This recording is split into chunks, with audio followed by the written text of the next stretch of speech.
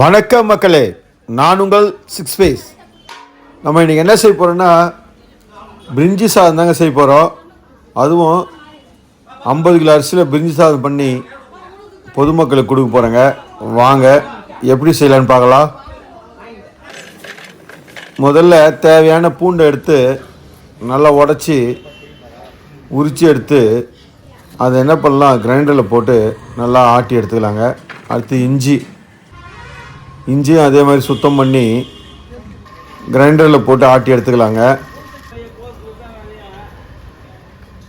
வெங்காயம் பார்த்திங்கன்னா நம்ம 50 கிலோ அரிசிக்கு கிலோவுக்கு 200 கிராம் அப்படி பார்த்திங்கன்னா உங்களுக்கு 10 கிலோ வெங்காயங்க. 10 கிலோ வெங்காயத்தை நல்லா உரித்து இது மாதிரி நைஸாக கட் பண்ணிக்கலாங்க. முந்திரியை வறுத்து வச்சுக்கலாங்க. மசாலா ஐட்டம் பாருங்கள், ஏலக்காய், லவங்கம்,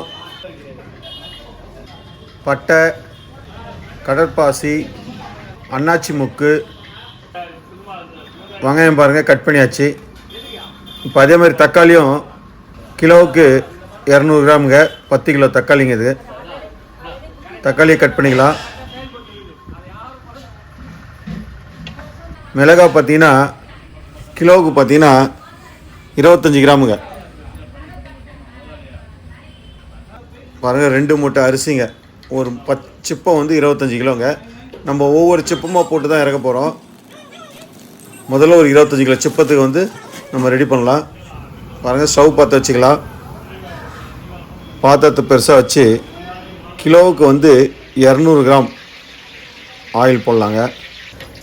இப்போ பார்த்திங்கன்னா நமக்கு 25 கிலோவுக்கு 5 லிட்டர் ஆயில் போட்ட பிறகு மசாலா ஐட்டத்தை எல்லாம் ஒன்றா சேர்த்து போட்டுடலாங்க. போட்டு நல்லா வதக்கலாங்க.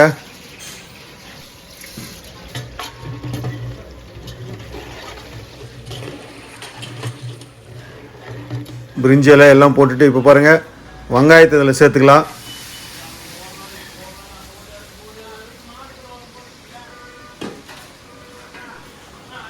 வெங்காயம் சேர்த்து நல்லா வதக்கி எடுக்கலாங்க.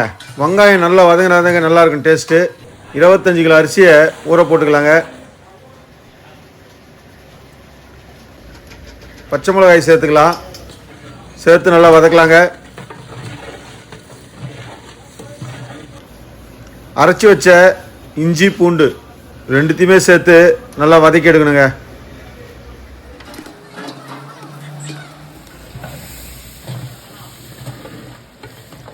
எந்த அளவுக்கு நம்ம வதக்குறோமோ அந்த அளவுக்கு டேஸ்ட்டு சூப்பராக இருக்கும். வதங்கின பிறகு தக்காளி சேர்த்துக்கலாம். தக்காளி சேர்த்து நல்லா வதக்கி எடுக்கலாம்.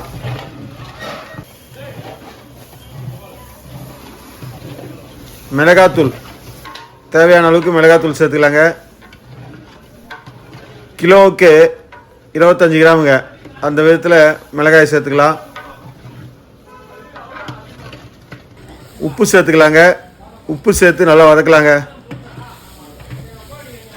தண்ணி பார்த்தீங்கன்னா அரிசி நம்ம எவ்வளோ வைக்கிறோமோ அதுக்கு டபுள் பங்கு தண்ணி வைக்கணுங்க. 2 மடங்கு தண்ணி சேர்த்து நல்லா கொதிக்கிட்டங்க. தண்ணி பாருங்கள், நல்லா கொதிச்சிருச்சு. இப்போ என்ன பண்ணலாம், நம்ம ஊற வச்ச அரிசியை வடிகட்டி சேர்த்துக்கலாங்க. அவ்வளோதாங்க, பிரிஞ்சி ரெடியாக போகுதுங்க. நல்லா கலரி கொடுத்துட்டே இருக்கலாம். எலுமிச்சம்பழ சாறு சேர்த்துக்கணுங்க. பெரிய பழம் ஒரு 10 பழம் சேர்த்துக்கலாங்க 25 கிலோவுக்கு.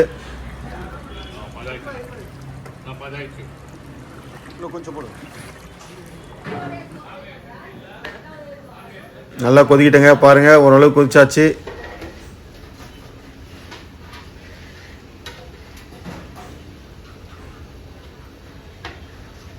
இந்த அளவுக்கு தண்ணியெலாம் கொதித்து கம்மியான உடனே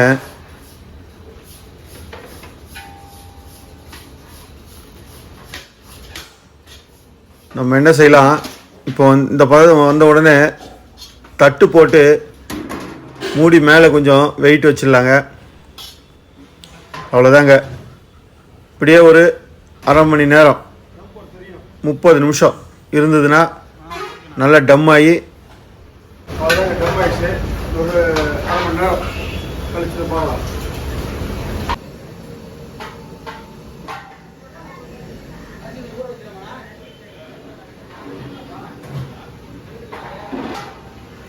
ஆயிடுத்துங்க, 25 நிமிஷம் ஆயிடுத்து. பாருங்கள் எந்த அளவுக்கு டம் ஆகி அந்த தண்ணியெல்லாம் சுண்டிடுச்சு பாருங்கள்.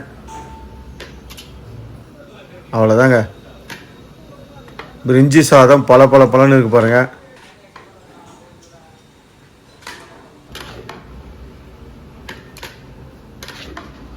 அருமையான பிரிஞ்சி ரெடி ஆகிடுதுங்க.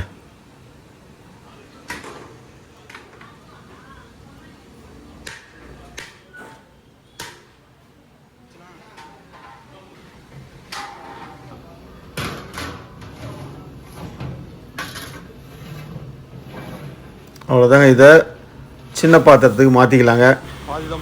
வறுத்து வச்ச முந்திரியை வந்து மேலே சேர்த்துக்கலாங்க.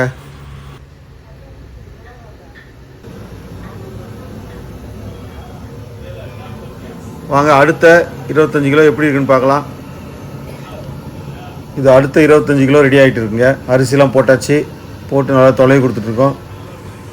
இதையும் டம் போட்டு இறக்கிட்டோம்னா 50 கிலோ அரிசி பிரிஞ்சி ரெடி ஆகிடுது.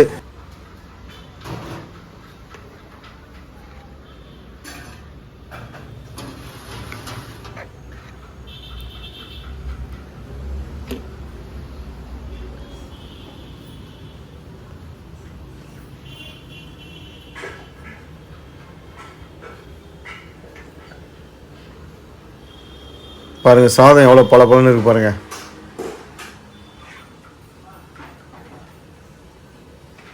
ஓகேண்ணா, 1 மணி நேரம் ஆயிடுச்சுங்க. இதை பார்த்துடலாம்.